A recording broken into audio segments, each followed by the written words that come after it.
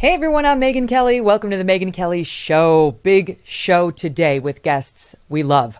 Former Navy SEAL Robert O'Neill, the man who killed Osama bin Laden, is here to react to the killing of al-Qaeda leader Ayman al-Zawahiri and whether President Biden has some nerve talking about Afghanistan like it belongs on his list of accomplishments. All right. Plus, we're going to get into the military's recruitment issues and what Rob believes is behind the massive drop that we are seeing this year, just as we're backing a war in Ukraine on the Ukrainian side and are saber rattling with China and behaving provocatively with respect to, is this a good time to have the military recruitment dropping? What are we doing about it? Drag shows and woke military and lectures about white rage? Okay, we'll get into it. But first, we begin with Josh Rogin of the Washington Post. He covers foreign policy and national security. He was one of the very first, he might have actually been the first reporter to look into the lab leak theory involving China's Wuhan lab. This was at a time, and he was looking at it right in the beginning when you were still called racist for doing that. It was being completely covered up by Fauci and Collins and by most of the media. But Josh saw something, continued to investigate, and is one of the few mainstream reporters who you can really trust. He's not biased. He doesn't have an agenda.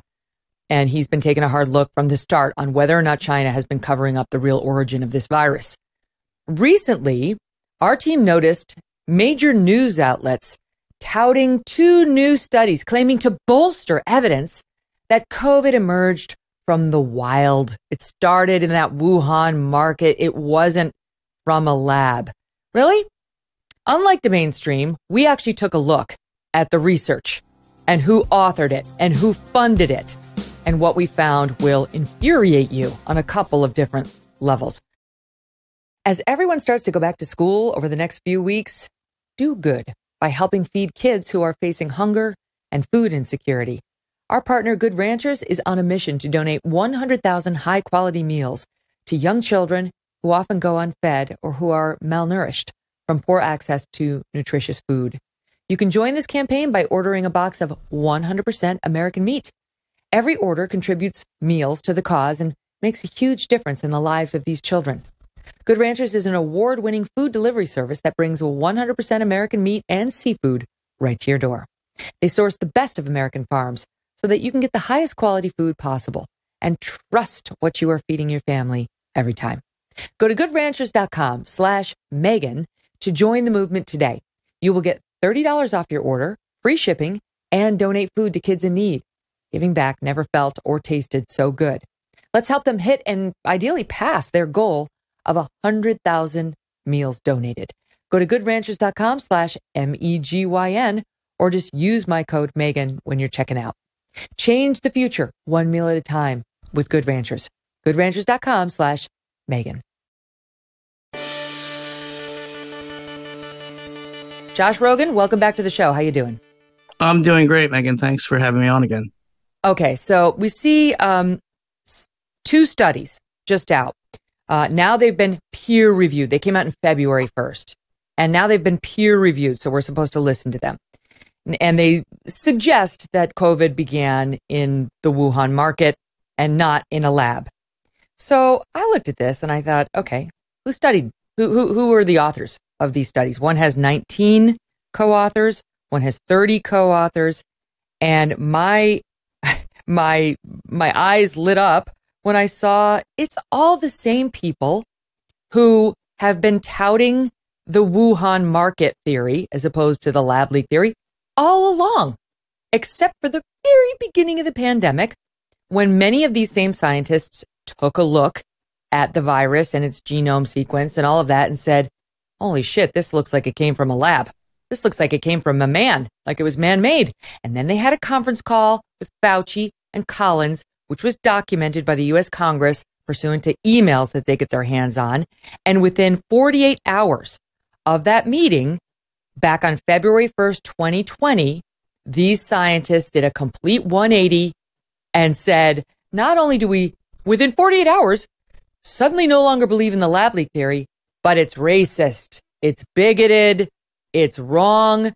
And here they are again saying the same bought and paid for manufactured nonsense And the media, of course, without doing any investigation, just repeats it and touts it and sort of puts the finger in the thumb of the thumb in the eye of those who said, looks man-made, looks like it's probably from that Wuhan lab.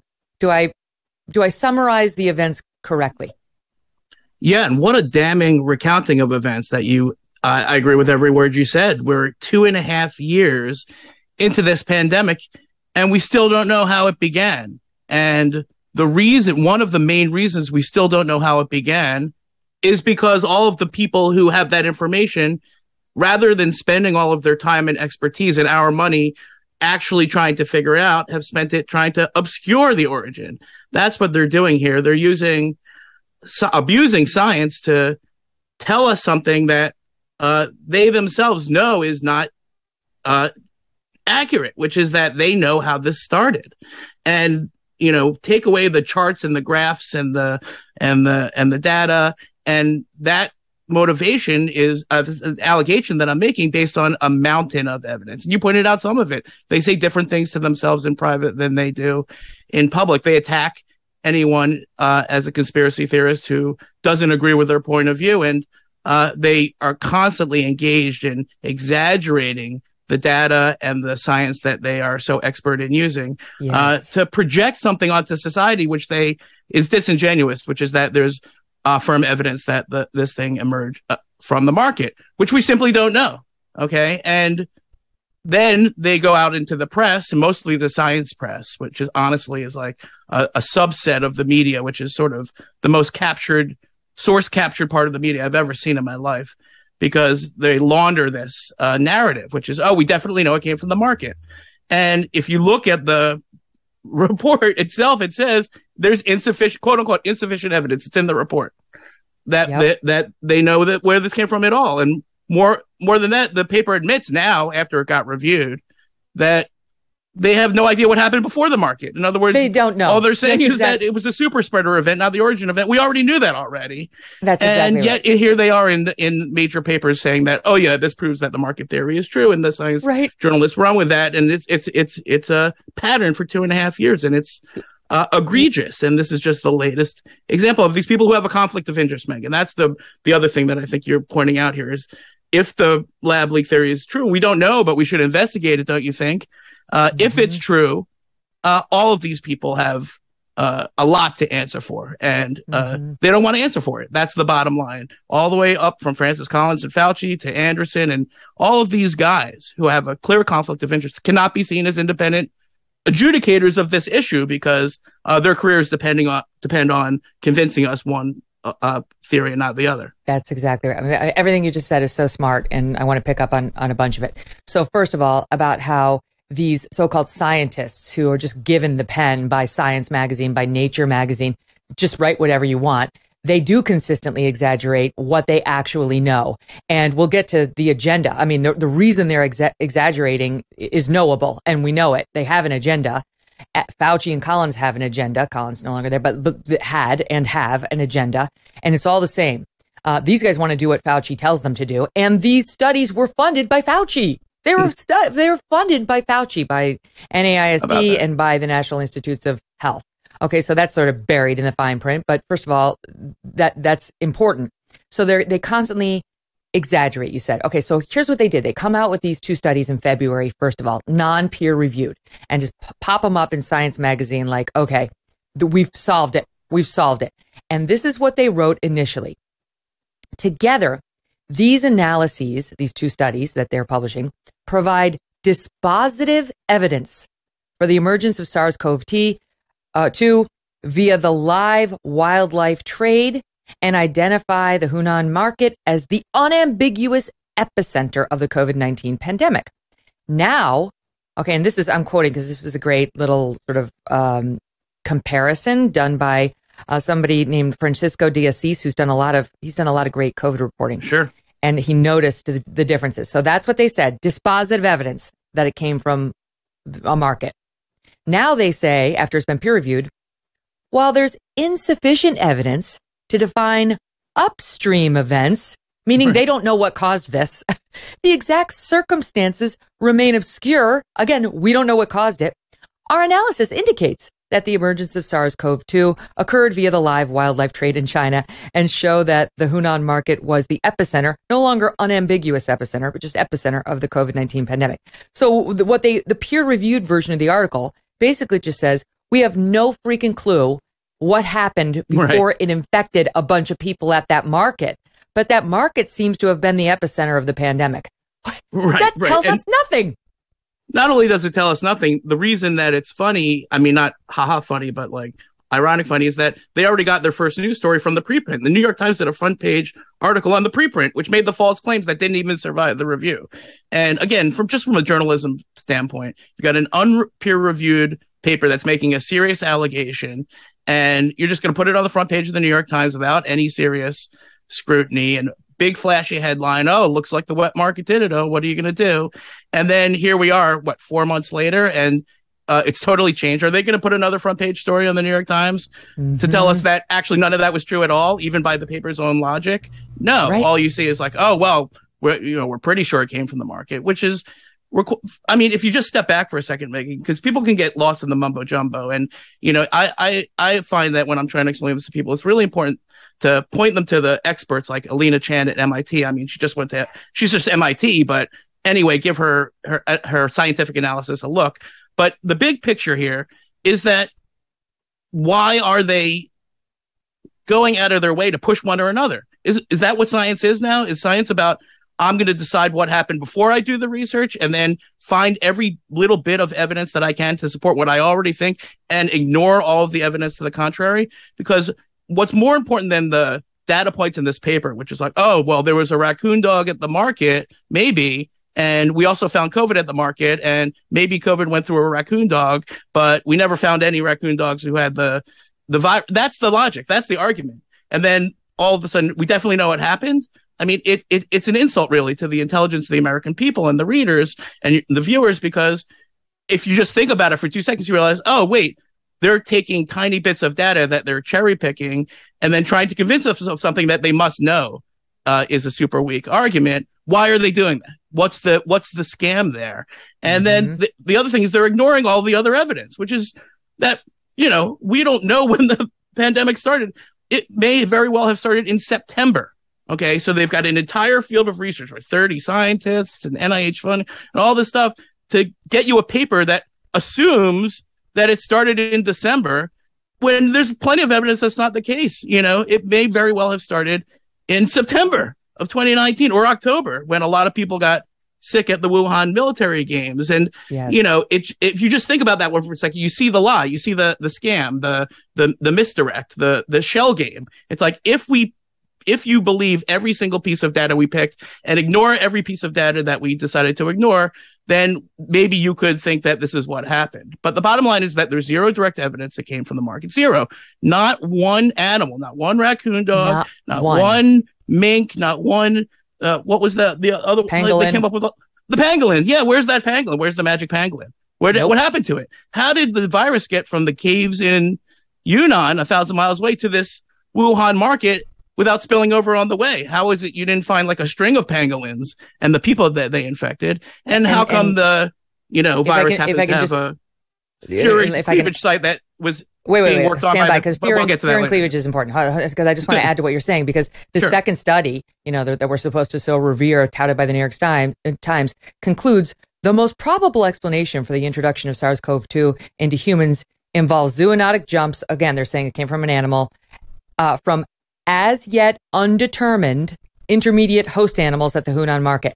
As yet undetermined. What they mean is we've never found the animal. 80,000 plus animals have been examined. Not one had this virus. So they have to admit, as yet undetermined host animal, they haven't found it. And yet we have all this evidence on the other side, including this lab asking for permission, through EcoHealth Alliance, Peter Daszak's group, for money to do exactly to a bat coronavirus, what appears to have been done to this COVID-19 situation, where they inject the furin cleavage site, which makes it more transmissible, potentially more dangerous. And I'll let you pick it up on furin cleavage site. Right. I mean, you're bringing up a really crucial point, which is that the real motivation behind a lot of this sort of, weak research pushed as conclusive evidence is that they want to tell people not to look into the other theory, right? And, that was easy for the first year of the pandemic because Donald Trump was president and he said it probably came from the lab. So all the people who wanted to stop you from thinking about that, all they had to say was, oh, that's a Donald Trump conspiracy theory. And most of the media was like, oh, we're not going to touch that thing. We don't want to be pushing a Donald Trump conspiracy theory. But then something crazy happened, Megyn, is a guy named Joe Biden said out loud on the record in a statement that the lab leak theory is one of the two possible theories and we should investigate them both. And then another crazy thing happened. The head of the World Health Organization, Dr. Tedros, who rejected his own WHO COVID origin studies because it didn't investigate the lab. And he said, we really need to investigate the lab. And why should we investigate the lab? And, baked into all of these news stories about this weak research that cherry picks data on behalf of conflicted scientists who are trying to cover their tushies, baked into every one of those stories somehow is this idea that like, oh, well, this is settled now. We can forget about the lab. But the problem is it doesn't work anymore because there are now millions and millions of Americans who understand that con game, that shell game, that, let's say we believe everything in this paper, which I don't, we still need to look into the lab because it's another theory.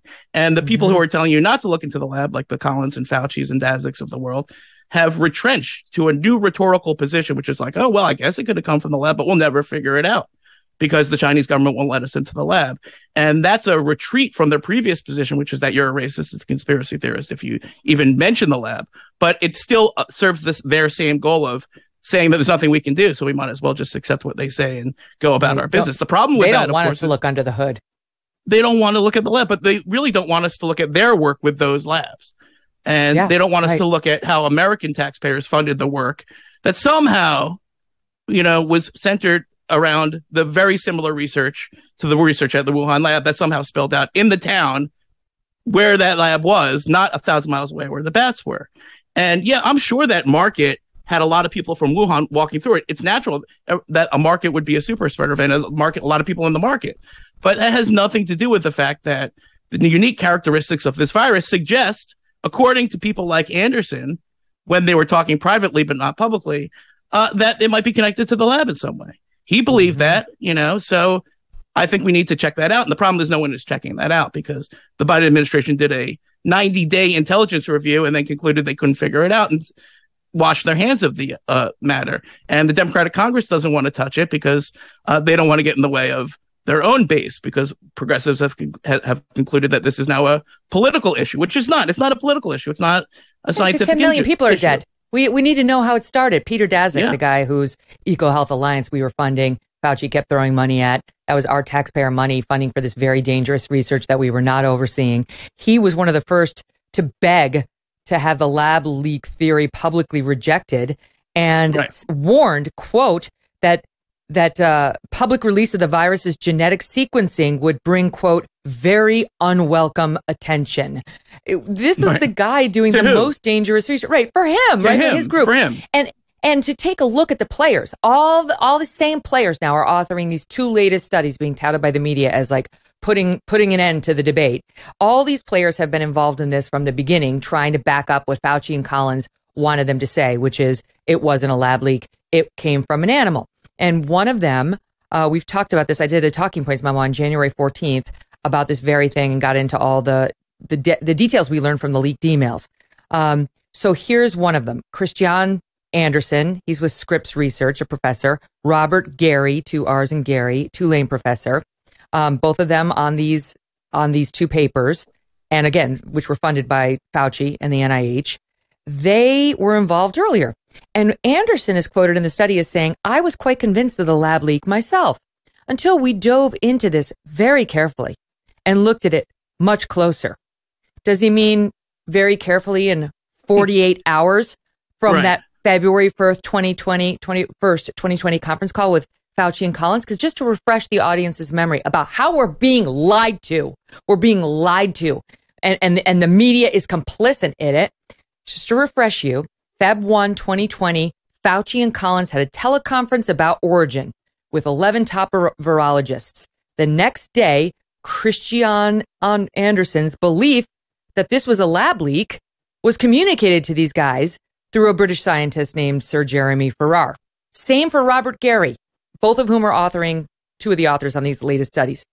Fauci and Collins' preference that this, quote, very destructive conspiracy needed to be, quote, put down because it could do, quote, great potential harm to science and international harmony is on record. It's all over the emails, black and white. They're not contested. No one's claiming they're fake. Fauci called the lab leak theory a, quote, shiny object and assured colleagues that it would, quote, go away.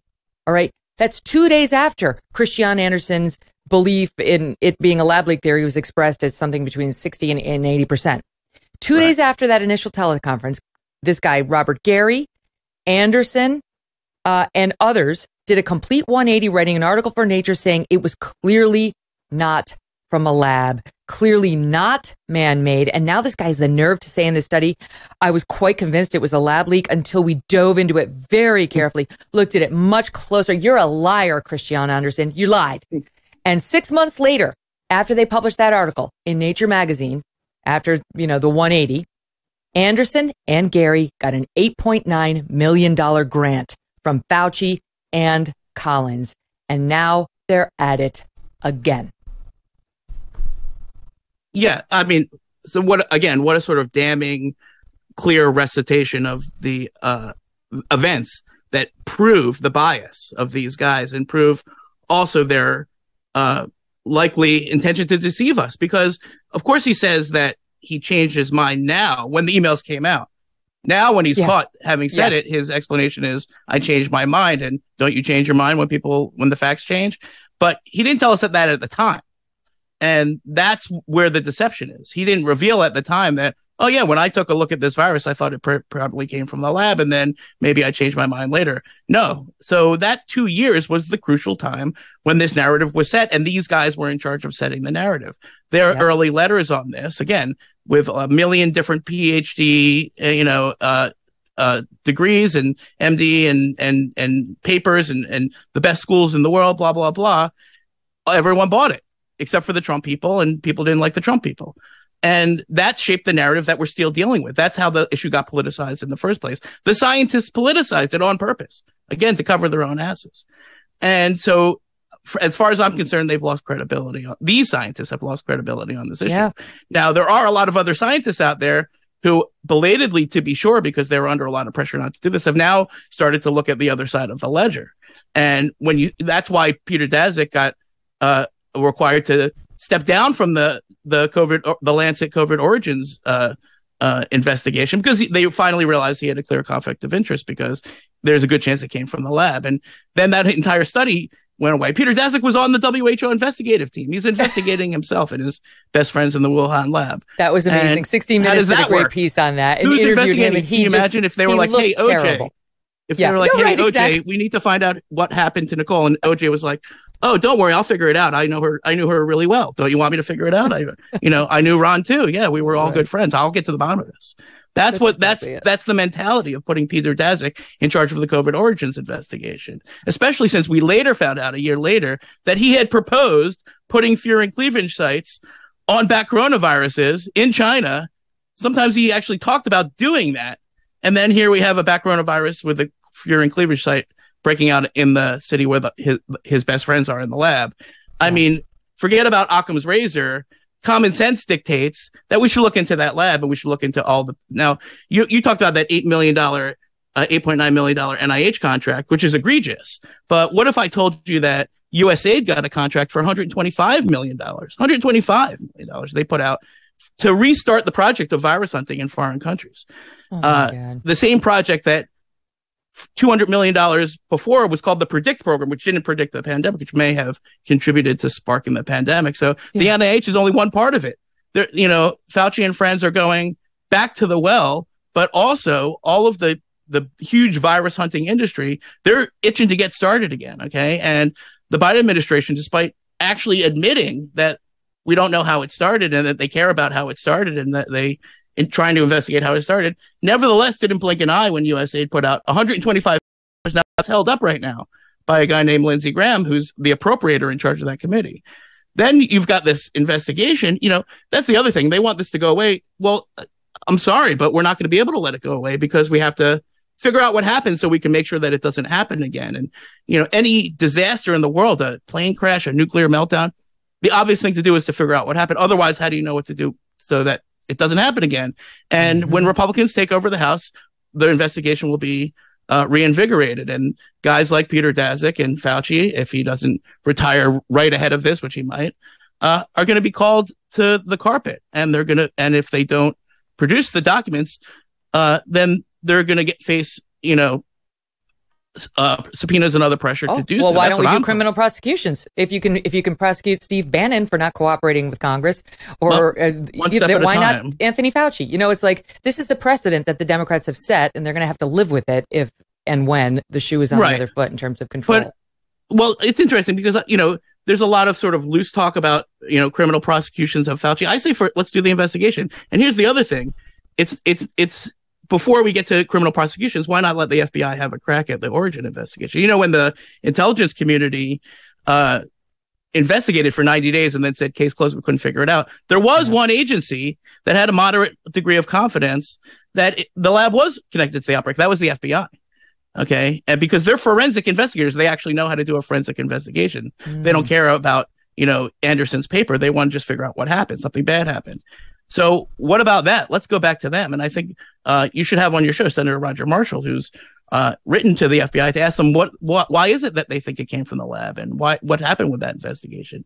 So I think this is not over, and this is far from over, actually. And there's no statute of limitation on 1 million dead Americans, Megyn. No statute of limitation. Those cases never get closed. And there's the crime, and then there's the cover-up.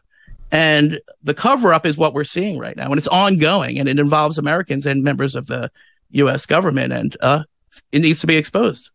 And we've talked about this, of course, but just in the news today, it's not, of course, just the deaths. It's the extreme disruption, not just economically, but to children and people's lives. And there's news today on how the insanity continues here, Josh. Even with obviously there's still COVID out there, and some are reacting as though we're still in the midst of Delta, or we're still in the midst of the original strain. And this is in the news as the DC public schools have now made the vaccine mandatory for 12 years old and up. They've made it mandatory. Okay.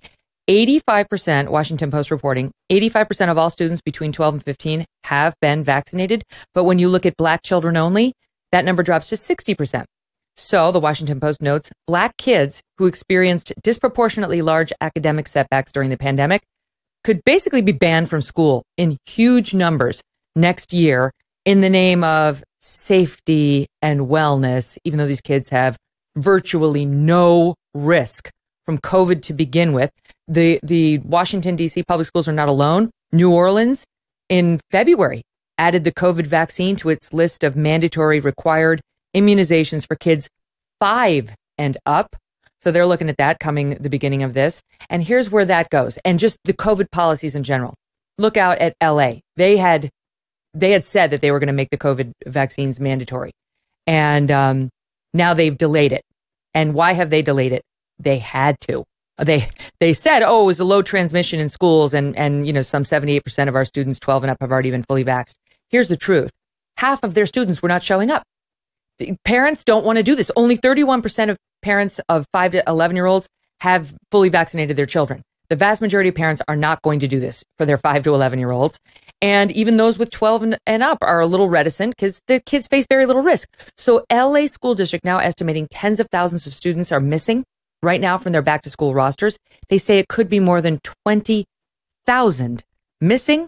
More than 200,000 were chronically absent during last year's school year. That's nearly half of all their students, much due to these unnecessary quarantines for close contacts who are asymptomatic. We dealt with this in my own school. So all the COVID insanity and the lost learning and the social setbacks and so on that the children have suffered, this is all based on something we still haven't gotten to the bottom of. Who caused it? How? Is there a person who could be held accountable, or a group of people? And most frighteningly, are they still in charge right now? Yeah, the economic and social impact of the pandemic is ongoing and just epic, not just in America, by the way, in countries all over the world, and the economic and the cost to our children. I don't have any children. My wife and I are expecting in November. So nice. I don't know exactly what I would do with my child, but I would like to think that they would live in a society that has clear and well understood standards for taking care of each other's health. I'm pro-vaccine. And you and I may disagree on that, Megyn. That's fine. We don't have to agree on everything. No, to agree I'm on pro-vaccine. something. It's just not mandates. I'm not pro-mandate. But the greater point that I think we definitely agree on is that the suffering is ongoing, and accountability is crucial. And without knowing what our government knows about this virus, we can't have confidence in our government to tell us what to do. And what I saw through the course of the pandemic so far is that our government didn't trust us with information and told us what to do without explaining to us why they were saying that. And when they were wrong, they didn't admit it. And that applies to masks. It definitely applies to schools. It applies to social distancing. And when the science changed for political reasons, both administrations, actually, the Trump and Biden administration, are reluctant to admit that they might have gotten it wrong because they don't have the courage to level with the American people. And I think, this is a virus that doesn't care about our politics. It treats us all the same. And we need to find the common ground and get together on this thing because it's not over. And it's not going to be over for a very long time. That's right. Okay, such an interesting discussion. We're going to hold Josh over because his area of expertise, one of them, is China. And he just came out with a piece suggesting that the real crisis on Nancy Pelosi's visit to Taiwan will start after she comes home. So thank goodness she did not have her jet shot down. She was not attacked while she was there. She's gone. She's left Taiwan now. But this is not over. And are we prepared for what's coming our way? We'll pick it up there right after a quick break. Are the high fuel costs putting a damper on your summer vacation plans? From higher prices at the pump to a jump in airfare, it is getting more expensive to get away for a week.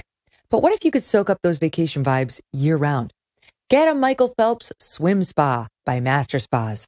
Whether you want to stay close to home this summer or just want to extend your break, a Michael Phelps Swim Spa by Master Spas can transform your backyard into an oasis. It combines the benefits of a pool with the therapy of a hot tub. This is going to reinvent family time. You'll love it, and your family and friends will too. Michael Phelps Swim Spas by Master Spas come in a variety of sizes to complement almost any yard, even if it's a tiny one. And since it's heated, you can use it year-round in any climate. So nice, too, in the winter. Michael Phelps Swim Spas are 100% made in the USA by Master Spas, the world's largest swim spa manufacturer. And there's a reason they got to be the largest. Go to masterspas.com, put in the promo code MK to save $1,000 on a Michael Phelps Swim Spa or $500 on a Master Spas hot tub. That's masterspas.com, promo code MK. All right, Josh, so you wrote a piece that is entitled The Real Crisis, or that in which you posit the real crisis will start after Nancy Pelosi comes home. There was not a complete meltdown, at least not militarily, when she went over there, although tensions were high. And so what do you mean the real problems are going to start after she comes home? What's China going to do? Right. Well, Megyn, for weeks, the Biden administration has been leaking to every reporter in town that this was the most dangerous trip ever, and the Chinese were really going to do something crazy. As it turns out, the sky didn't fall. We didn't get into World War III. The Chinese didn't decide to start a war over Nancy Pelosi's visit to Taiwan. They were certainly angry about it. It was certainly inconvenient for the Biden administration at a time when they were trying to downplay the tensions in U.S.-China relationship rather than stoke them. They didn't want Nancy Pelosi to go. They thought that this was an ego trip for her, a legacy item to add to her resume. And for them, the timing was downright inconvenient. So they begged her not to go in private. And then President Biden blurted out that she was going and that the military was against it. Actually, it was the White House, but close enough for Biden. And boom, now we have an international scandal, and that's just bad. That just makes us look like we don't know what we're doing. You know what I mean? Like, go or don't go, but don't have your dirty laundry inside the Democratic leadership laundered by the president of the United States. And then, of course, the Chinese Communist Party is like, oh, that's great. We're going to pounce on that. We're going to threaten everybody, scare the crap out of everybody. Maybe we can scare into not going either way. We win. So it was just amateur hour over there, between Pelosi and Biden. And that's embarrassing for America. Okay. But at the same time, when push comes to shove, we can't let the Chinese Communist Party tell our lawmakers where to go. It's not going to work. I'm sorry. That has to be a firm principle that, if Nancy Pelosi wants to go to Taiwan, she gets to go to Taiwan, and that's that. And don't tell her that, at the same time, the reality is that, while they didn't shoot her down and they didn't, do anything crazy while she was there, they're going to use it as an excuse to turn up the heat on the Taiwanese people, right? The Chinese Communist Party always punishes the weaker party. They don't want to confront us. It's much easier for them to wait till Pelosi goes home. She forgets all about it. She got her photo op, and now they're going to torture and punish the Taiwanese people. And they already did it. They banned 100 Taiwanese export goods in a day, just for the sake of it. They turned off Weibo, which is that's how people there communicate. That's it's like Twitter plus your text message and WhatsApp altogether. And they just turned it off for the whole island of 20 million people just to be, jerks about it. You know what I mean? And that's just the beginning. So, I support, anybody who wants to go to Taiwan. I love Taiwan. I've been there. I'm going there again soon. At the same time, it would be nice if the U.S. could get its act together so that when we do send people to Taiwan, it's not just, let's make sure her plane doesn't get shot down. That it fits into a strategy to help the Taiwanese people deal with what's menacing them, which is an increasingly aggressive Chinese Communist Party that's acting increasingly crazy and building a crazy war machine in order to eventually attack. That's what their goal is to attack Taiwan when they can manage it. They can't manage it right now, but they're working towards it. Yeah. So she gets her Yas Queen moment. Exactly. And Taiwan is left to deal with the fallout. I mean, that's really the question. Is Taiwan in a better position today than they were prior to her visit?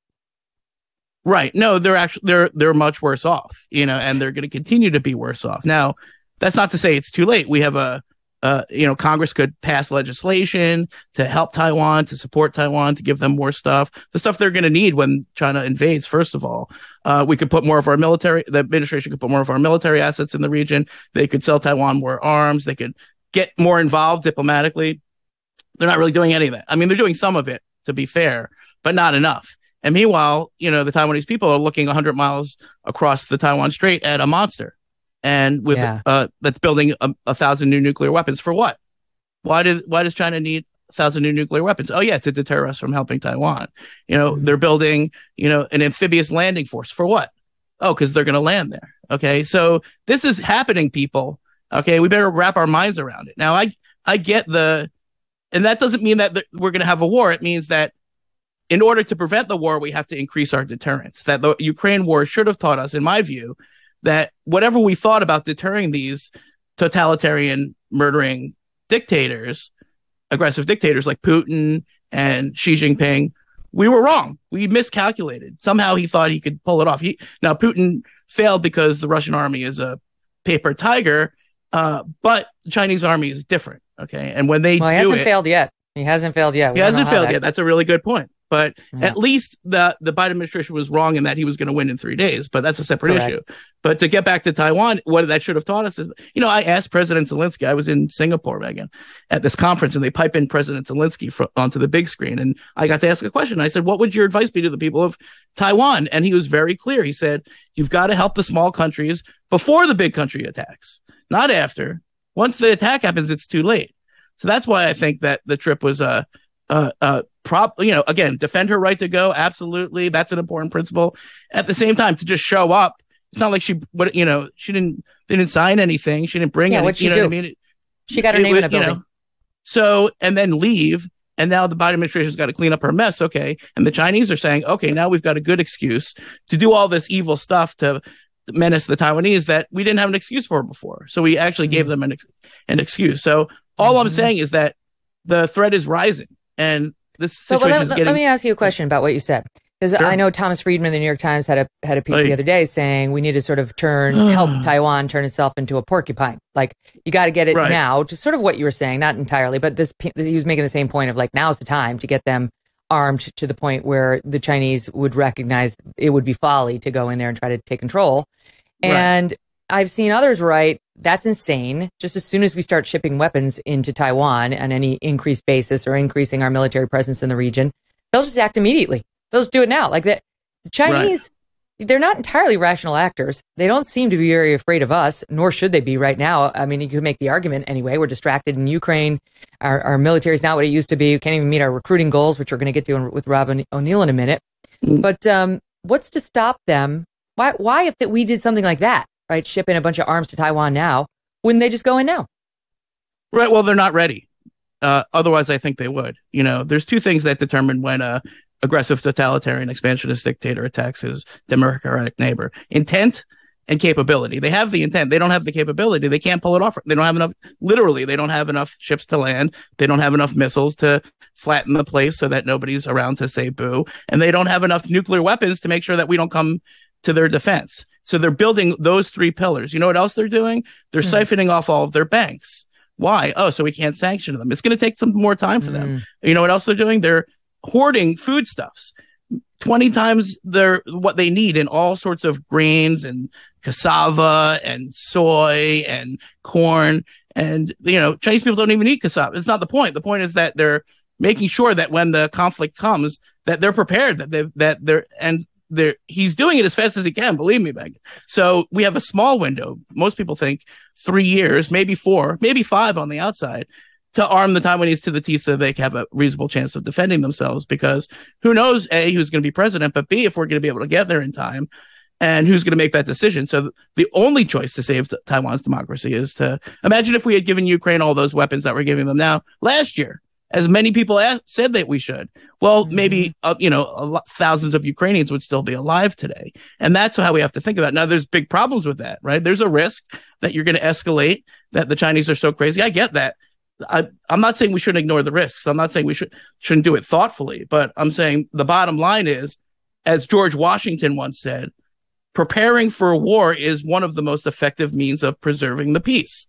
Okay. And, that doesn't make it easy, but it does mean that we have to start now, and it does mean the window is closing. Now, we talk about Thomas Friedman's piece. I mean, if I'm remembering it correctly, he said that her visit was reckless. Right. And now I think that's wrong. I think the Chinese response to her visit was reckless. Now, again, I'm not defending the way the administration handled it, but for her to go, he's saying we just can't do that kind of thing. I disagree with that.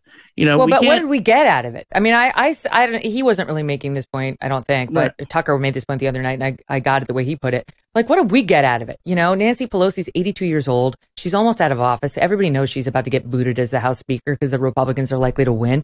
So what I think sort of the prediction we get very little. Taiwan gets hurt. She gets her Yas Queen moment, as I said. But what? Right. Why? Right. No, I guess, again, sort of what I'm saying is that I think the important nuance is that we have to, these trips in and of themselves are important, but not when they're handled badly. So she handled it badly, sure. And the administration handled it badly, sure. So we didn't get what we should have.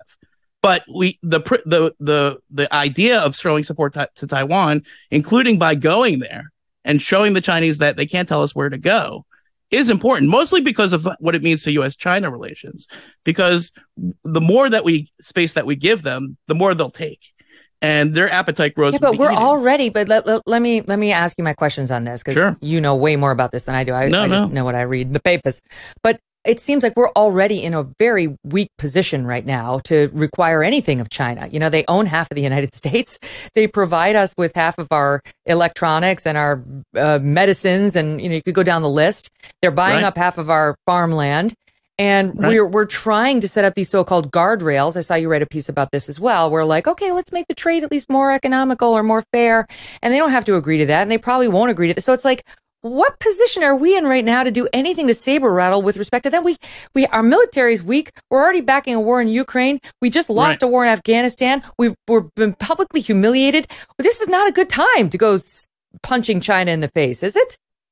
Right. No, I understand that argument. The problem is that they're being aggressive on their timeline, not our timeline. And sometimes you have to respond to the aggression of a bully, even when it's not convenient, even when you're doing something else in another continent. And, but you're very right to sort of broaden it out to what's going on in the U.S.-China relationship, because that's really the context here. It's not really just about Taiwan, because the Chinese Communist Party is expanding everywhere, not only around the world, but into our own society and on our campuses and in our tech industries and in Wall Street. And, and this is a very complex and and multifaceted threat. And the military is not really the best answer. Like on that, I think you and me and Tucker could probably agree. It's not a military problem foremost. It's an economic and technological and ideological competition. That's what we have. That's the weak part.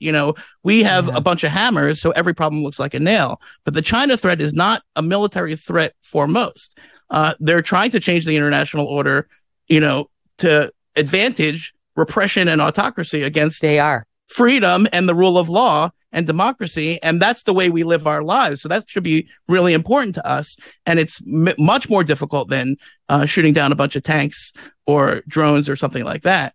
And that's how we have to think about it. And I know. Okay, but wait, let me ask you this too. Let me ask you this too. Okay, so David Goldman over at Compact wrote this piece saying we're sleepwalking into war with China, which could be the worst calamity that ever befell the human race. And he talks about how we've wasted 6 trillion or more in failed nation building campaigns over the past 20 years, while China's been focusing its military resources on surface to ship missiles, modern aircraft, submarines, electronic warfare measures on its coast, saying, quote, if we fight China on its home seas, we'll probably lose.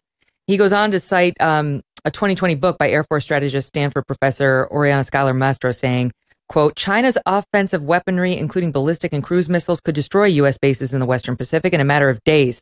Recent war games have shown that a military clash between the U.S. and China over Taiwan would likely result in a U.S. defeat, with China completing an all-out invasion in just days or weeks.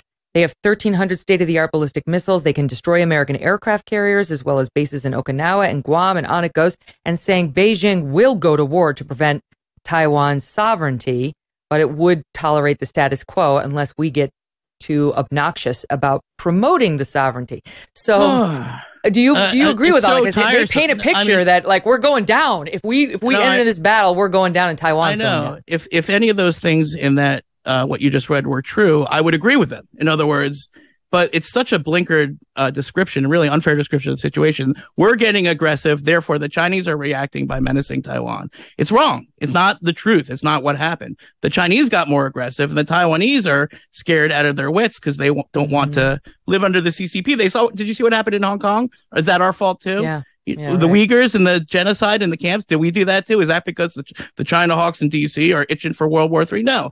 It's just something to say to lull us back into sleep while the threat builds. And, also everything that you read there is, again, related to the military threat.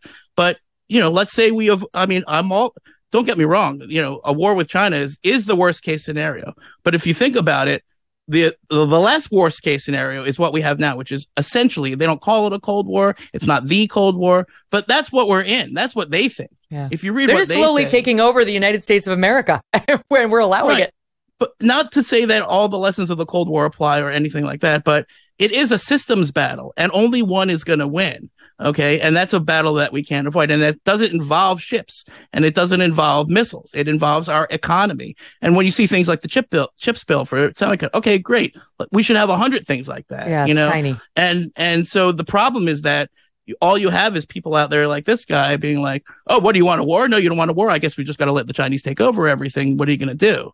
And that's essentially the position that the Vichy French had in the 1930s. And how did that work out? Okay. You can't just look across to the aggressive totalitarian expansionist dictator and say, oh, well, I guess they're so powerful and we don't want a war, so let's just lose and sacrifice our way of life by never provoking them. That's exactly what they want. That will have the opposite effect of what you want because it will embolden them, and then that will only make the situation much more dangerous. So the hot war is the worst case scenario. The Cold War is a less worst case scenario, but avoiding the problem is not an option. And if we care about the things that we believe in, including freedom rights, human rights, and the democracy that we live in, well, then we're going to have to come together on this thing and not just tell everybody that we just have to let China be China and it's all America's fault, because it's not the truth.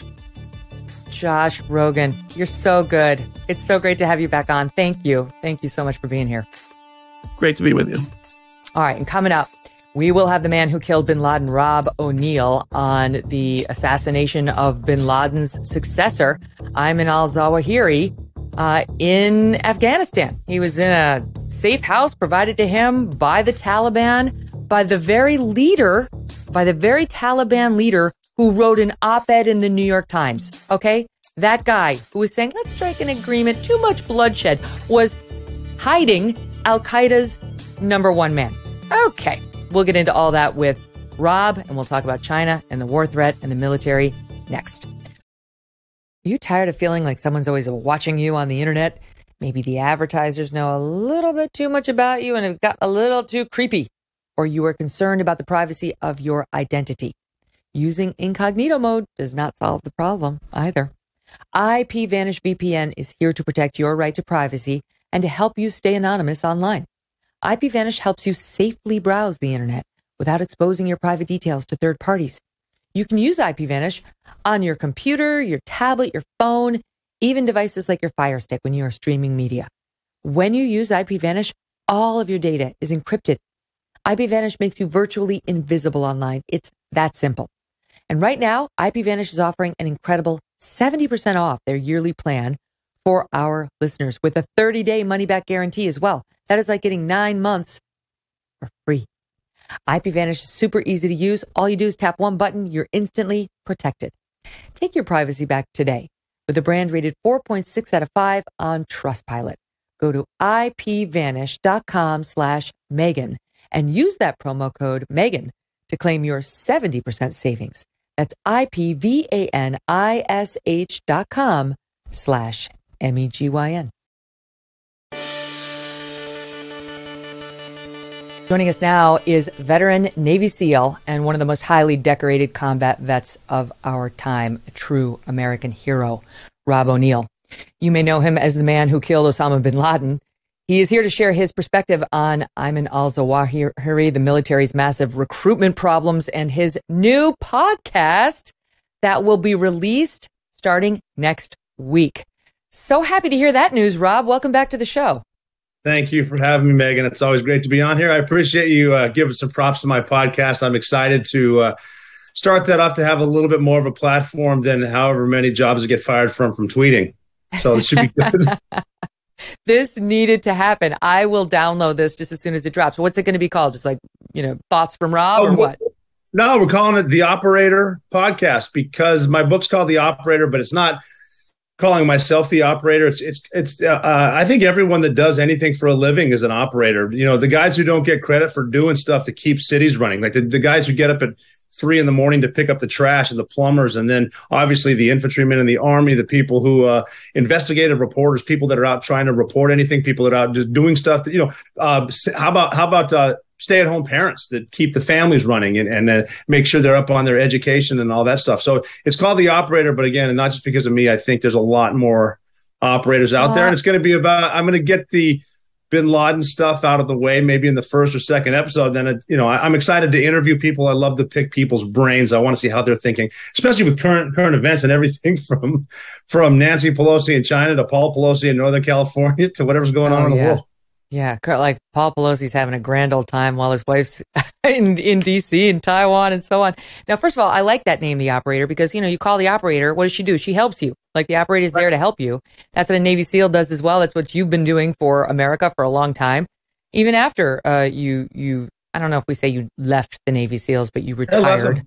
Yeah, from the military. I don't know. Feels like you're always a Navy SEAL. But okay, let's get to. There's so much news that I want to talk to you about. So, first of all, what did you make of Biden's sort of victorious tone when he was talking about, yes, assassinating Zawahiri, however you want to say it, the new number one after you took out the old number one, bin Laden. It's good. It's a military victory. He gave the command, so you can't take that away from the guy. And it's something that we liked. We don't want this guy alive. But I just couldn't believe sort of the audacity for him to swagger out there and even mention the word Afghanistan without a look of shame.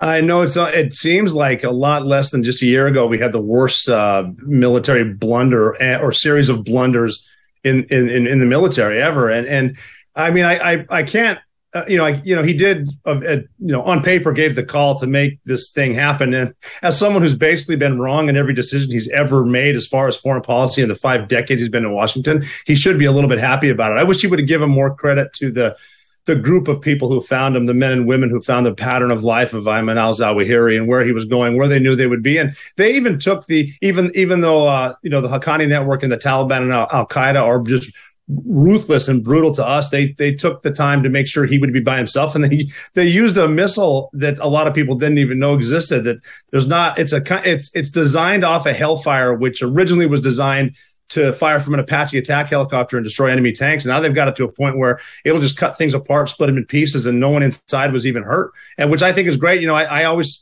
I would love to minimize collateral damage. I always think that children should never ever be on a list, and they made a direct effort, and it was a complete success. I can't imagine though the pain it was to go through to make that happen, because I know even before, I left the Navy in 2012, watching the woke mentality get into places like the CIA. I had guys that were agents in different parts of the world that I won't even mention that were getting out before retirement because they couldn't put up with it. And just that nonsense of what pronouns we use and what we can do where and how we can't offend and watch out for this.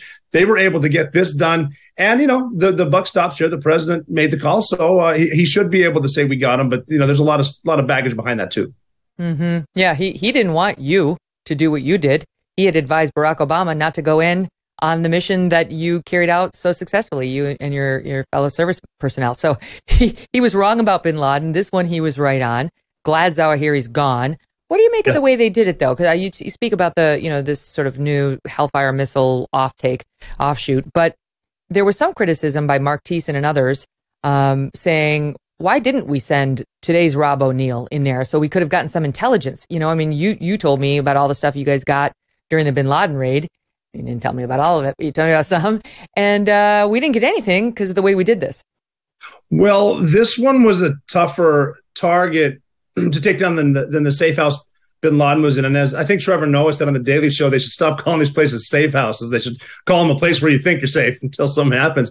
But just with how they're surrounded by, there's Taliban, Haqqani, al-Qaeda everywhere. The police are not on our team. Anyone who was on our team when we were there, if their heads haven't been cut off in front of their families, they're on the side of the bad guys. And we don't have bases on the way in. There's nowhere to fuel up. There's nowhere to go. There's not escape and evasion or anywhere to go. And so this is just an easy way to make sure he was off the deck, and they knew it was him. The way they found him had to be somebody got paid somewhere, the almighty dollar or the almighty euro, whatever we were using. Someone knew there was, because we had a $25 million bounty on this dude's head, al-Zawahiri. And it goes to show you that I'm still amazed that some local on the ground intelligence assets will still work for us, because we've proven we don't really have any loyalty. But again, this is just something with it all comes back to, and this includes us, we just cannot stay off of our phones. We got to have the phone. And even if Zawahiri wasn't on his phone, I guarantee someone around him was on his phone. Someone's talking about somebody. It's just they can't. It's like someone had to tag someone on Instagram. Look, hey, look at me. I'm with the new boss or something. Mm-hmm. And I'm not privy to exactly how they did it, but that's the gist, is people don't know when to shut up. Probably present company included. Sorry. Well, it's crazy how the very guy, al-Haqqani, who wrote that op-ed in the New York Times, which led to a lot of blowback on the New York Times, even from its staffers saying, what the hell are we doing? This is pre the Doha agreement, saying, look, we pulled a quote. For more than 4 decades, precious Afghan lives have been lost every day. Everyone has lost someone they loved. Everyone is tired of war. I am convinced that the killing and the maiming must stop, Haqqani wrote. Okay, so this guy's saying, this Taliban leader, let's make an end to this. Let's find an end to this.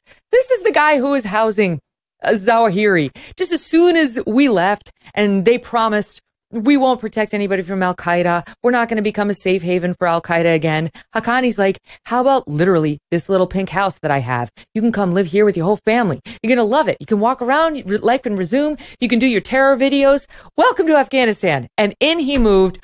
Now he's dead, but Haqqani's alive and well, and the agreement has been breached.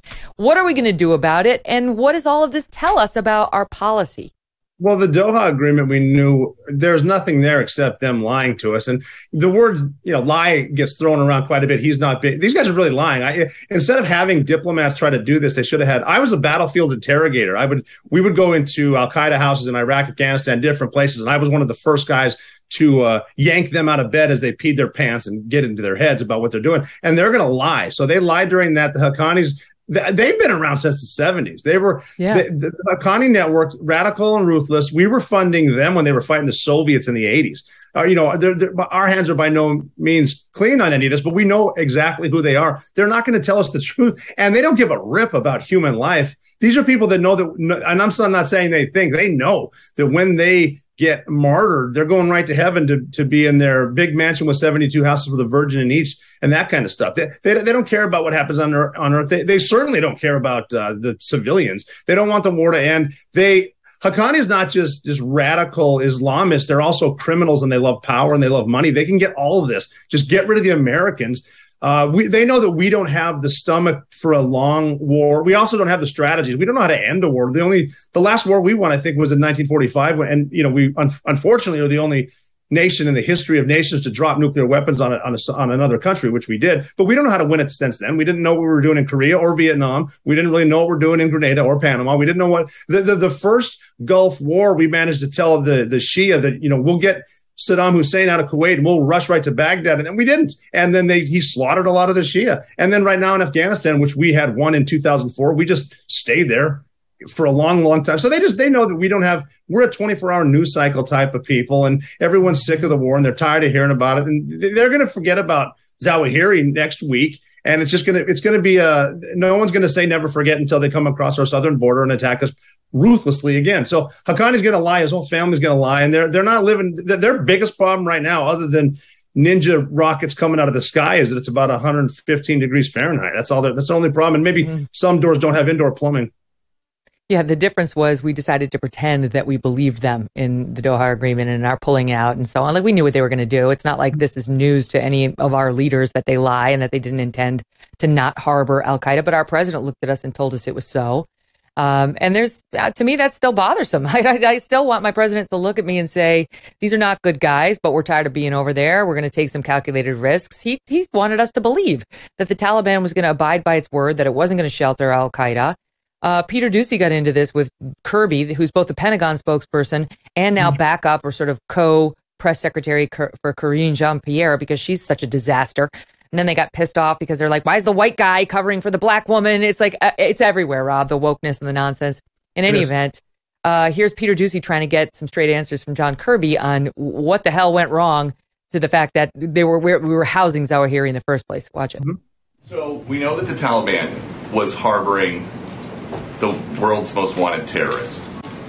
You guys gave a whole country to a bunch of people that are on the FBI most wanted list. What did you think was going to happen? I would take issue with the premise that we gave a whole country to terrorist groups. I mean, again, I'd encourage you to ask. Harboring the world's #1 terrorist. How is that not giving a country to a terrorist sympathizing group? If not giving them permission to have terrorists just sit on a balcony. The question, I mean, Peter, the way you asked that, it makes it sound like we owned Afghanistan a year ago. It wasn't our country. It was an independent sovereign state. And the president made a bold decision to end a war that had been going on for 20 years because he believed then, and still believes now, that our national security interests are best met by meeting the threats of today, not the threats of 2001. And I don't want to relitigate the whole war here, but obviously no one anticipated the Ghani government to fall as fast as it did. But we said at the time that as we depart Afghanistan, we're going to keep vigilant. We're going to stay ready, and we're not going to let Afghanistan become a safe haven for terrorists who threaten our homeland. And this past weekend, we proved that case precisely. Rob, my first thought is he better watch it, because there is no way Zawahiri was the only guy being harbored by the Taliban. And for him to sort of say, hey, we did it. We've done it. We took care of it. We've been watching. We took out the guy. That it's a lot more complicated than that. Oh, it's a ton more complicated than that. Someone's going to step up and take power, and he's not going to be as famous as Zawahiri, who was not as famous as bin Laden. And eventually, the agency people will keep their eye on the ball, but we're going to forget about them. And Admiral Kirby's got a tough job. He's pretty much the only one that sounds like he knows what he's talking about. But you got to figure when they're saying nobody predicted the Afghan government would fall as quickly as they did. I wish they would have given me a call. I would have told them that in about 30 seconds. That's not a problem at all. I don't care what your specialization is in defense or mixed martial art. If you can't learn to fight in 20 years, you're not going to stand up to anybody else. And Admiral Kirby's trying to not, to tell it like it is, that we're not going to lose this country. These are people, Joe Biden included, he's been a senator since the 70s. Okay. So these are people in suits. And, God love general officers, admirals. The admiral's never been on the ground anywhere where there's someone shooting at them. These are people that have had yes men work for them for their entire careers. Joe Biden has had someone tell him exactly what he wants to hear for his entire career. That's why when he gets out there, he can't believe he's still not hiding in the Senate like he did. He needs to be expected to make decisions. But these spokespeople and a lot of these suits up there, just they have someone that wants their job, so they're never going to give them bad news. And that's just the way it works. There are sergeants in the Marine Corps who could have told you what's going to happen. I've trained with these people on the ground. I mean, these are people that honestly, when we're back when we're training them, if we're going to do anything at all tomorrow, say, okay, training starts at 07 tomorrow, they would say, Inshallah, meaning God willing, if God wants me to be here at 7, I'll be there at 7. Guess what? Guess it doesn't show up. Well, I guess God didn't want me to. So it's a different planet over there. It's not like it is here. And the lies to TV and the stuff that they tell each other, and the straight brutality. I mean, if you think it's bad here because someone uses some word at a they them on campus, you should see what they do to women that show any skin from their ankles underneath their burqa. This is a different place. Right. It's a different time zone. And the people in Washington, you got to figure that. So the Beltway's in Washington, that's where most reporters are. And the other reporters are up in New York. They all know each other. They only talk about each other. They have no idea. Well, Afghanistan, here's a good way to describe it. If you look it up, their time zone is however many hours and a half past ours, because that's as far away from normalcy as you could get. They're that and a half an hour. So that's why you go on Zulu time. So at least we know something is normal. The thing with women is, I know a lot of people say that's not our concern, is a backwards sort of culture that would allow that kind of thing. But, it's another thing that we were told by the administration, they've made promises. The Taliban's made promises on how they're going to treat women. Well, they've been kicked out of public offices and they've been kicked out of running businesses. And now there is a mandate that they can only show their eyes. They have to cover their entire body, and they have to have escorts wherever they go. And even the Washington Post, and not just an op-ed, the Washington Post editorial board took aim at Joe Biden's Afghanistan withdrawal in the wake of this news, right? Like there were some headlines yesterday ripping on more conservative commentators for saying, it was great that Zawahiri was killed, and mocking those who said but after. Well, you know what? There is a but. We need to talk about the but, because the fact that he was being given safe haven there to begin with, and he wasn't the only one and isn't the only one, is cause for concern. Here's how the Washington Post editorial board put it. Quote, what was Zawahiri doing on Afghan soil in the first place? Sheltered in a building owned by a top aide to senior Taliban leader and Interior Minister Haqqani. This indicates the terrorist chief had Taliban protection. How many more al-Qaeda operatives are nestled in Kabul's residential districts? They go on to say, after 9/11, the goal was to deny al-Qaeda a safe haven in Afghanistan. Now it is back and seemingly safe. And they go on to say, the new Taliban regime is no better than the old one. It's perhaps worse than the one that ruled during the 1990s. This is what Biden's chaotic withdrawal has wrought. Well, that's a pretty big shift from the Washington Post. It is. And it would be a glimmer of hope to think that a lot of these journalists are not editorializing in their main story, putting the truth in paragraph 15. I hope they are. I doubt they are. But it almost seems like they're sort of enjoying, they being the reporters, the fact that no one in the Democratic Party is supporting Biden for a second term, which kind of tells you where he is. And they only need to keep this lame duck going for another 2+ years, and that's about it. But there it is. If you even claim that you're for human rights, if you could see what happens in Afghanistan, I mean, on a good day, so they don't let girls get educated. Think about the women who got became doctors and attorneys and judges when we were in power, which they did. Now they're in a place where, and it's not just an escort; it has to be a relative, and you can't leave the house without a relative, and you're walking behind them. And when they're at home, it's not only do they not get to go to school, they don't get to get educated. They don't get to learn. They get to sit in a room. They're in solitary confinement, sometimes with family, and that's their existence. Hopefully they have the girls grow up to be women who have children from a neighbor who bought her from her dad. That's all they have to look forward to, is raising kids, and that's it, and staying inside. It's a horrible. I mean, it turned from, we kicked the Taliban's butt. We kicked al-Qaeda out of Afghanistan. We stopped right there. The Taliban and Haqqani have always been given safe haven to al-Qaeda. I mean, I think Zawahiri was in Qaeda, Pakistan the entire time. And if you're worried about why are they harboring Al-Qaeda, I mean, you go to Karachi, where the port is. They're everywhere. Go to the Torkham Gates. That's the border between Afghanistan and Pakistan. The federally administered tribal area is the only thing they could name it because no one knows what a border is. They don't know where Pakistan and Afghanistan and China starts. And it's a different world. If we just went there we should have gone there and kicked their butts and said, you ever do this again, we're going to kick your butts again. But instead, we stayed there trying to build roads and schools for people who do not want roads and schools. And then it doesn't matter what your intentions are or how many languages you speak. If you spend enough time in someone else's backyard, you are the occupier. And it's so backwards again with the time thing, the time zone thing. They don't know what day it is. They don't care. I met guys there I bring up Safe House again. We had a safe house that I lived in Jalalabad, Afghanistan, and we were hiring locals because the way to get hearts and minds is to hire locals. If you can hire an electrician, make sure he's a local or a plumber or even chefs and then security. The security guys I was interviewing, I remember being in a backyard, a huge opium field, wild opium, and these dudes I'm getting interviewed thought we were the Russians. And they didn't know why they were coming to work for us. And then the other guys thought that 9/11 was a direct response to us invading Afghanistan. And those are the educated guys. So we're not going to go in there and give them some Jeffersonian democracy out of nowhere and start making schools. They don't want it. And we can't force our way of life on people who don't want it. But now that they're learning from us and we're not learning from us. We don't learn from our mistakes. We keep saying this is the way we've always done it. And we think we made them stronger. Other than a couple, with bin Laden and Zawahiri being two of them, pretty much everyone that was in charge is in charge again. Yeah. I mean, I'm delighted to see this guy dead. My only regret is that it was too peaceful. I mean, dying like that is easy. It's a pleasure. I mean, most people would like to die like that. It would be a simple way to die because you get torn to pieces. Not the way that if they had their way with any of us. And I'm talking to anyone listening here. I'm talking to any left or right, gay or straight, black or white person out there listening to this. Any single one of us they caught, it would take them weeks to kill us because they're going to do it in a really, really unpleasant way. And they don't care that you're not at war with them.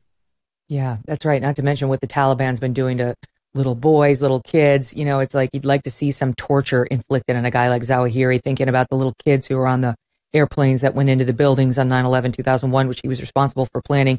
Along with bin Laden. So it's like, hate to see him die so quickly and painlessly, but dead is dead, and it's a good thing he's gone.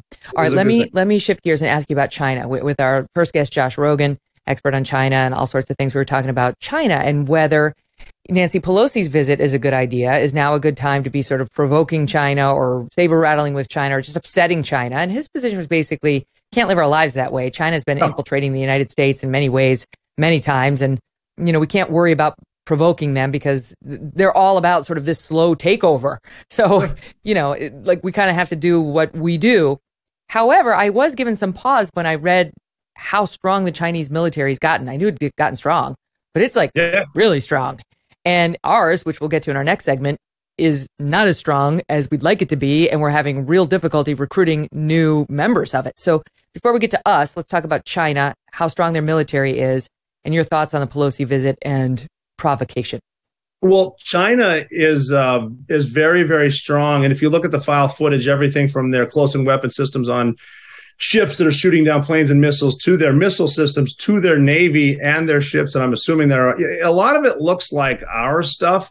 And that's because it is our stuff, because they've got spies all over the place in the United States, to include teaching at our universities. So, I mean, they had a basically the exact same stealth helicopter that we flew into Abbottabad, Pakistan, to kill Osama bin Laden within a few months, because our good allies that we give a couple $2 billion to a year, the Pakistanis, sold it right to China. So they've got a powerful military. And again, they don't care about attrition. They'll fight the war of attrition like they have been for hundreds and hundreds of years. Their Navy is strong. They're expanding their fleet by building man-made islands that they're militarizing, and they've got a loyalty that we haven't had in this country, I think, since the greatest generation. It's all about China strong. That they're all about just talking themselves up. The president is the emperor, basically, and they really care. They've been studying us. They know how to fight us. Fortunately for us, we're designed to beat large armies and navies, which we can still do, but we're really heading down a rocky road because they have the land, they have the will, they do have the firepower, and it's almost like one of those, we have defense on our, they know the USS Reagan is right out there, which is a carrier, which is in a strike group that is that is protected by different ships and frigates and submarines and stuff like that. It's like, well, it's like the question you would ask them, well, what if they shoot one of their anti-ship missiles at the bridge of the Reagan? And they'd say, well, we'd shoot it down. Okay, cool. What if they shoot 10,000 of them at the Reagan? Are we going to shoot all of them down? So, I mean, they haven't been lying to their youth. They haven't been lying to their population about what they're going to do in world domination.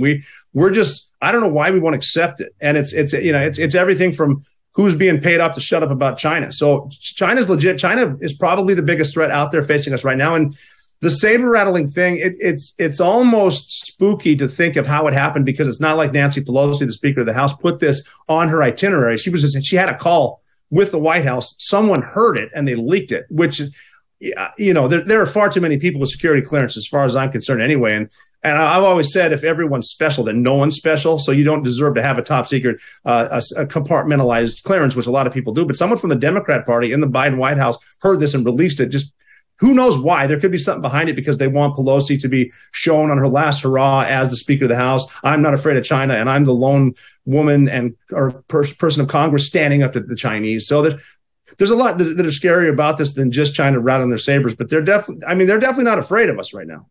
Mm-hmm. Why would if we wanted to be provocative with China, why the hell would we use her? I mean, why wouldn't we demand a full and fair investigation into the COVID origins, right? Like, why would we send Nancy Pelosi, 82-year-old Nancy Pelosi, over there to go stay one night in the, Holiday Inn? I don't get it. I don't think I don't think anyone could stop her. I don't think Nancy, she might be third in line for the presidency, but I don't think President Biden is her boss. And she's going to do whatever. Wait, this is interesting. I actually want to talk about this. I don't believe that. Somebody could stop her. I realize technically we have, co-equal branches of government, and Biden's not her boss and so on. But there is no way Joe Biden, if he were serious about this, couldn't have called her up and said, now is not the time. Right. We're already fighting back, backfilling the war in Ukraine. We can't afford to further alienate the Chinese. We'll get there, but not now. I believe he could have stopped her. I don't know. I mean, the Democrats are real. I mean, I disagree with a lot of stuff the Democrats do, but what they're really, really good at is party leadership. And I think that Chuck Schumer and Nancy Pelosi are the ones in charge. I mean, she spent $80 million of taxpayer money, so she could basically go over there and see the microchip company that they just invested in. Or distract from her husband's problems. Oh, yeah. Well, that's happening today, too. We're going to find out about what happens with the new judge that they just replaced at the last second and happened to be a footnote at the end of whatever they're doing. And I'm not an attorney, but I'm smart enough to read the full article, I think. But I don't think Biden could have stopped her. I mean, if anyone could have stopped her, it would have been probably Barack Obama and Susan Rice, maybe Ron Klain, but that's about it. I mean, Joe Biden's he's got his third dose of COVID the past week and a half because they're trying to think of a way to keep keeping him in a basement somewhere. Mm-hmm. I don't know. I think there's more to this story. I want to know more because I do. Oh, no, there's more to the story. I'm dying to know. And if anyone listening and wants to tell me, why didn't he? Why didn't he? All right, that you could break that news on the first episode of The Operator. Stand by because we have so much more to get to with Rob O'Neill. We are going to get into the important issue of this alarming decline in military recruitment. Do you think it has anything to do with Millie out there talking about white rage and dissing on white families who have been serving the military and serving this country honorably for decades? We'll get into it. So military recruitment is an ongoing problem. And while it's gotten slightly better, there's a reason for that. They've had to artificially prop up the benefits to try to get people to enroll. So here's the story. As of June 27th, the Army had met only 40% of its enlisted recruiting mission for fiscal year 2022. And they only had 3 months left. Okay. Just over 40%, not even half. Now, they said, fear not, because the summer is typically when services recruit the most candidates following high school graduation. So now here we are in August, and Politico reports that the Army is now at 66% of its goal for the fiscal year that ends in less than 60 days in September. The Navy's at 89%. They're still below where they want to be and where they thought they would be. And what they are reporting is that the Army has now, for the very first time, offered a quick ship bonus of $35,000 in all career fields for new recruits. It used to be $25,000. They've upped it to $35,000. That has helped their numbers. Doesn't get to the root cause of why people didn't want to do it to begin with. what they're saying right now is that in fiscal year 2020, the regular Army got 61,000 and change, which was 100% of their goal. In 2021, they got 57,000. So they lowered the goal, but they met it, right, by about 5,000. And now this year they wanted 57,000 new recruits, and they're not there. And they don't know whether they're going to get there. Having said all this, they testified before Congress they expect to be 10,000 soldiers short of the planned end strength for the fiscal year. The forces are, bottom line, not going to be as strong as we want them to be, and they are having trouble finding new guys who want to be associated. And it's not just the Army, as I mentioned. There are other branches who are struggling to meet their numbers as well, other than the Marines. None of this factors in the layoffs that we've seen in the National Guard, in the reserve troops of 60,000 we lost who can't go and fight for us now because they wouldn't get the mandatory COVID vaccine. An absurdity for these best, brightest, and healthiest and most fit amongst Americans, right? We can't use them now because, and this is all young men, right? They're all whatever. So they can't use the ones we already have, and they can't recruit enough to backfill them. Why? There's a number of reasons. The COVID vaccine is one of them right there. There are people that would either, whether it's true or not, say for religious reasons, they didn't want to get the vaccine of their choice, the whole my body, my choice thing. And then just, from where it came, it's a Chinese-made biological weapon they released on the world to see how we would respond. In the military, unfortunately, allegedly, sure. In the military, you have to follow orders. When we got in, if we wanted to fight in Iraq, we had to get. I got anthrax 7 to 11 different times, and we got smallpox a bunch of times, and a lot of people got sick doing it. But we knew that they were orders; we had to take them. So the vaccine thing, it's 6 and 1/2 a dozen the other. Whether you want to do it, how bad do you want to fight for your country? But then there's other stuff that's not necessary. There's the whole you can get a tattoo or not based on a request chit that your chain of command fills out. You can't do it here, you can do it there, or now you can do it here, can't do it there. Just dumb stuff like that. Some guys are just not physically fit. Some people spend too much time with their head and their neck bent down looking at their phones, and they have no interest in getting out and getting fit. And then a major reason, and I've seen this personally with people who want to join, is that they hear about how woke is taking over, which it is. And it's becoming just such a it just takes up way too much time trying to train people on different woke stuff that shouldn't matter in the military. They're making too much stuff important in the military. I love that the Marine Corps is maintaining its numbers because that's what Marines do. And people that want to be Marines are just awesome. And they've always wanted to be Marines in general. But some people just see what's happening in the Army, especially in the Navy. I've seen Navy SEALs that have, I know guys that are past 20, but you can do 30, maybe a little bit plus, that just retire, just get out because I'm over it. I don't need to take this sensitivity training before you send me over to fight Al-Qaeda if we're allowed to fight them anymore. There are Marines who had been ambushed in places like Afghanistan, gotten really, really long gunfights for even days at a time. And then when they get done, they find they're being charged with war crimes from their chains of command, things like that. That's the woke thing's a big one. The chairman of the Joint Chiefs, Mark Milley, getting on there saying he just doesn't quite understand white rage, and he's white, so he needs to be told about it. Things like that, and just there's a conversation to be had about all that stuff, but there's also a time and a place for it. And I think with our military, as long as we're good to people, as long as we act like good guys, and the good guys and the good women on the battlefield, then it does. A lot of this nonsense online training is not necessary, and a lot of people don't want to do it. I've seen young men be talked out of trying to become SEALs because they heard too much about the sensitivity training, and it's just that we're putting way too much stuff in a room that doesn't need to be filled. Yeah, it's like you guys are out on the battlefield actually shooting bad guys, and you say, "Oh, I got him," and you're going to get corrected on, "He went by them." Let's get the pronouns correct. He said, "Well, even with I'll get asked a lot about the Bin Laden raid itself, and they'll say, so did you guys carry cameras on the Bin Laden raid?" And I said, "Hell no," because the general doesn't need to know how justice was served. It just was. And all it's going to do, it's the same guy that's sitting on his couch that is correcting Patrick Mahomes on a Monday. Well, if I was there, I sure would have done this. No, you wouldn't have. You'd have crapped your pants. That's what you would have done. And just be happy you did it. Some of us have the self-awareness to know that about ourselves, and that's why we didn't sign up for the military. I want to get to the fitness thing in a second, because that's interesting to me. The whole fat is beautiful, fat is fabulous. That's like the new belief in America. It's like, well, not like in your firefighter, not in your Navy SEAL. But let's table that for a second because I want to spend some time on the white rage and General Milley. So we had Victor Davis Hanson on the show yesterday. He's amazing. He wrote a great piece on this, and we talked about it just a little, but not enough. And he said, this is from his piece. About a year ago, Austin and Chairman Milley took time out from assuring Americans that all would be well in Kabul to testify before Congress about the Pentagon's effort to address white rage in the 6-month aftermath of the January 6th riot.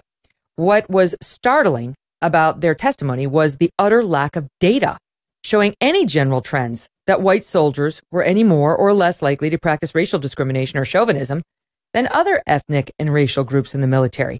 Goes on to say, they seemed entirely oblivious that the U.S. Army depends on generations of family loyalty to the armed forces.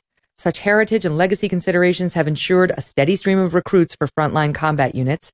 In other words, over generations, the same families, drawn from mostly middle-class cohorts, have served disproportionately in combat units in Vietnam, the various Iraq conflicts, and Afghanistan. Indeed, if the military was consistent in its racial fixations, it might have noted that white males, the purported targets of the Austin and Milley efforts to ferret out supposed white rage cells, died in 3 wars at roughly twice their numbers in the general population. And here's the last piece. He says, traditional military families are not sending their sons and daughters into the ranks. It is not the danger of combat or the rigor of military life that families fear, but the suspicion that their offspring will be targeted for ideological indoctrination and coercion that is either extraneous or antithetical to military efficiency. So good. Yeah, he's right on the money as usual, and a lot of this has nothing to do with proficiency in the military. Why do you want to complicate things that don't need to be complicated? When I was getting out of the Navy right around 2012, it was the big thing was repealing Don't Ask, Don't Tell.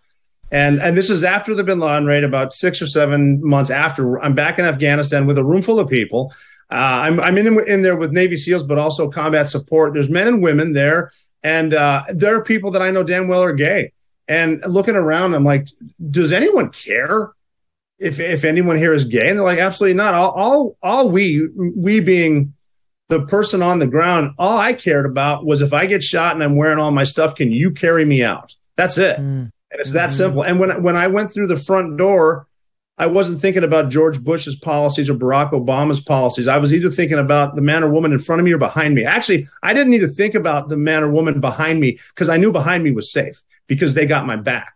And just bringing in this, and it goes back a long way. We're seeing this in every aspect of our life. This is going to in education. And what I've seen up close myself personally is you only know what you're taught. And if you're taught hate, you're probably going to grow up hating. And it's a shame that we're bringing all this into a military. I wrote a book, The Way Forward, with Dakota Meyer. I think he was the only white guy in his sniper team. And it's none of it mattered. We don't think about stuff like that. And you don't need to blame someone for something that none of you had anything to do with in the first place. A lot of the stuff they're trying to train people and teach them not to do is not happening anyway. And especially in a combat unit. If you're out there doing what the military is supposed to do, or if you're on that ship and everyone from the navigator to the people who are tying the knots and the lines to moor the ship and everything, the guys in the tank, the people on the sub, they're not thinking about this social awareness stuff. And it's just being pushed on everyone at a point where why are we wasting so much energy on this? The whole purpose, I mean, you tell me, you've been through it, but it seems to me the whole purpose of military training is to equalize everybody, to get everybody sort of in the same mentality of like, we are equal, we are a team, we work together. Like, I'm not really Rob O'Neill from Butte, Montana. I'm a Navy SEAL. I'm a U.S. Navy SEAL. And so is the guy next to me and the guy on the other side. And this messaging does exactly the opposite. It tries to lower the guys and the gals who happen to have white skin as some sort of, they need to be shameful because they're full of rage or superiority based on their skin color, which is a lie. It's bullshit. And it's really divisive in a group that should not be divided. They shouldn't be divided. You got to figure the first day of boot camp, the first day of SEAL training, the first day of any specialized training, the first thing you do is shave your head because there are no individuals here. You're wearing the same uniform because we're all the same. And that's the way we're going to think about it. When we're in Hell Week, which is 5.5 days awake with no sleep, carrying boats on our head with 7 guys, I don't really care what he looks like. And like I said earlier, I don't care if he's gay. Is his boat under the head, or is his head under the boat? Can he carry the boat with us and stay with us? When we're in combat, as long as he's not hiding behind a rock, well, not for good reason, but cowering and fighting back, I don't care about all the other stuff that's not going to matter. It is seriously one team, one fight. And just adding this stuff in there, at best, it's going to make someone look inward and say, well, maybe this guy does hate me because my skin's different than his is. And that's not the case at all. At least in what I've seen. Again, I can't put myself in anyone else's shoes, but I can put myself in a few thousand people's shoes with whom I served in combat. And none of us felt like that. Yeah. The other theory that Victor had was that the military has really become politicized. That, during 4 years of Trump, we saw extraordinary behaviors from some of our top generals and officers, like Milley coming out and admitting that he called his Chinese counterpart around, in the aftermath of the election about Trump. Like, he's unstable, but don't worry, I've got it. We're not going to attack you. Like, what? And then just some of the op-eds that were written by top generals during the Trump presidency, talking about how, that I'm quoting from Victor here, Washington Post op-ed, retired generals Paul Eaton, Antonio Taguba, and Stephen Anderson melodramatically, without evidence, warning the nation of a supposedly impending coup should their commander-in-chief Donald Trump be elected again in 2024. Stuff like that makes the military into a political entity that necessarily rules out at least half of your potential recruiting class, right? It's like these diehard MAGA moms and dads. You think they want to send off their 18-year-old kid to go fight for those guys? It's, again, politicized because that's the swamp, that's DC, and that's where the Pentagon is. And so you get a lot of these people that, that they're all thinking about their next line of work too. Are they going to run for the Senate? They're going to work at Lockheed Martin or Boeing. What are they going to do? And everything from, someone somewhere said something to me about my job. If I don't say this negative about Donald Trump or whatever, we need the military industrial complex because we need to keep the contracts going so the people can still get paid. And so I need to, all the lobbying stuff that goes on like that. So someone, I can't take credit for this, but someone tweeted out something along the lines of World War III is don't start worrying about World War III until Paul Pelosi starts investing a ton in Lockheed Martin or something like that, because they're the people that make the, I don't know, whoever came up with that was really smart. And it is, there's so many layers to the onion of when we go back to Navy SEAL training, we master the basics. Keep it basic, keep it simple, stupid. That's our thing. Keep it simple, stupid. KISS. When I get asked about any advice in life, describe your life in a phrase. I would say free throws. Just the basics. Do it over and over. The basics and then repetition. Master the basics. There's no reason to make everything complex. A lot of stuff, whatever you think the answer is the answer. And all of the stuff, 95% of the shit you're worried about doesn't happen anyway. But we're so redundant with so many different departments, and so many people want that award so they can get that promotion, so they can get the next job. There's just so much out there. And like him or not, Donald Trump was against that. He's trying to trim the fat, but God forbid you try to, when's the last time in DC someone said, well, that problem solved, we can disband that department? Not a chance in hell. We're still taking our shoes off for the TSA because one guy 20 years ago lit himself on fire and did it wrong. Yeah, that's exactly right. We're still doing it. Your point initially about how we haven't won wars and the disgrace of Afghanistan being not exactly a morale booster for the current service personnel, nor those we're trying to recruit. It's like, look at the way we got out of Afghanistan. It was a disgrace. Then we had 13 Marines and other service personnel killed. Then we dropped a drone and killed a bunch of people who hadn't actually committed it. Then you've got Joe Biden as the commander in chief, who's either asleep or wandering aimlessly. He's not exactly the guy you say, I want to go take command from that guy. All these things factor in. However, here's a curveball for you. Okay, this is from, hold on. Okay, this is the Pentagon and the Democrats, okay? The Gil Cisneros, the Pentagon's chief of personnel and readiness, tried to blame the recruiting problems on the abortion ruling. On Dobbs. We have concerns that some service members may choose to leave the military altogether because they may be stationed in states with restrictive reproductive health laws. Then Representative Jackie Spire, Democrat from California, added the incentive to women not to serve, and almost an insidious effort to encourage women to leave the military because these people would like us to believe that abortion has been outlawed in all 50 states in America, and it is impossible to achieve. So women are going to be forced to have the babies. Men are going to be forced to stay at home, taking care of the babies. No one's going to be able to have an abortion if they don't want a baby. And this is really the problem with those missing 10,000+. Yeah. Thoughts on that? Yeah, I was having a great day today, and right now I think I'm dumber than I was when I woke up for hearing that. that is so ridiculous. Again, I'm not an attorney, but I know that if it's not directly in the Constitution, it's referred to the states. That's all that happened. And just today we saw a state vote for it to keep abortion. The last thing on your mind is where I'm going to get stationed because of an abortion law.